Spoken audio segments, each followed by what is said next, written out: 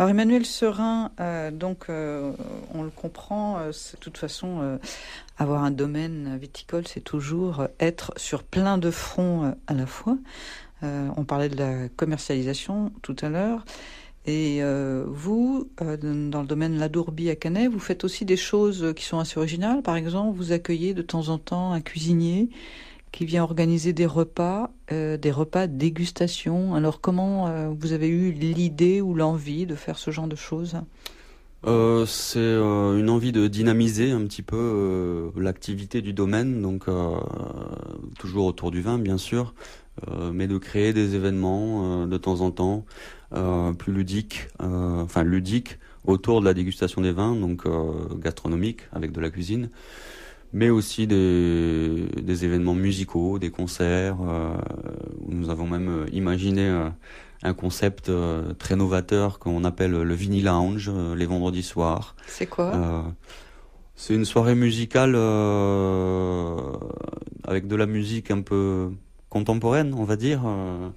Ce qu'on appelle aussi after work, ou après la semaine, le vendredi soir, après le travail, venir se relaxer autour d'un verre de vin avec des amis, en écoutant de la musique. Mais c'est privé ou c'est ouvert à tous? C'est grand public, c'est ouvert au public. Vous faites payer l'entrée ou le Ah verre non, de non, vin? entrée libre. Entrée libre. On fait payer les consommations, bien sûr, mais hein. c'est pour se retrouver de manière très relaxée, mais autour du vin. Oui, parce que c'est une manière aussi de dynamiser un petit peu l'activité dans le domaine, en fait. Dynamiser et donner une image un peu plus dynamique justement à notre produit, le vin. Donc c'est bien, on confère une typicité, on parle de terroir, etc.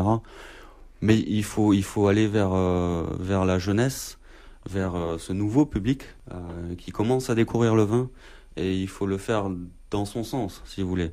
Donc il faut respecter notre travail, notre philosophie de travail, etc.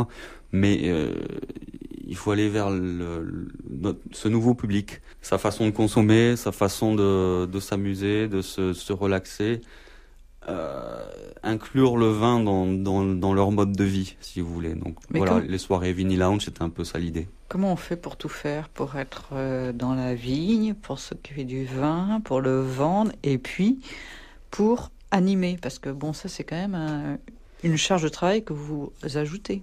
On s'entoure. On s'entoure de collaborateurs, de gens. Vous êtes combien à travailler dans le domaine, en fait? On est 7 personnes à temps plein sur le domaine. Et bien sûr, les saisonniers pour la vendange. Vous vendangez à la main? On vendange tout à la main, oui. On réfléchit, on pense, on parle de nos idées, on les partage. Et on essaye de les mettre en application autant que possible. Et dans votre communication, hormis l'outil Internet, vous avez d'autres supports au niveau communication, justement, pour mieux vous faire connaître? Parce que j'ai pas l'impression qu'au niveau de la région, par exemple, vous êtes bien référencé chez tous les cavistes. Non, mais ça rejoint un petit peu ce que je disais tout à l'heure au niveau commercial. On a surtout privilégié l'export pour des raisons financières, d'écoulement de la production. 150 000 bouteilles, c'est énorme. Donc, c'est énorme pour un petit vigneron. Donc, c'est sûr qu'on n'est pas très présent localement. Ça, c'est en train de venir petit à petit. Mais c'est vrai qu'Internet est un support qu'on utilise de plus en plus. J'ai envie de dire peut-être de mieux en mieux aussi. Et ensuite... Et puis les gens achètent de plus en plus sur Internet aussi. Je crois que c'est une évolution... lisent sur Internet, s'informent, surfent comme on dit. Donc c'est important d'être présent sur Internet de nos jours.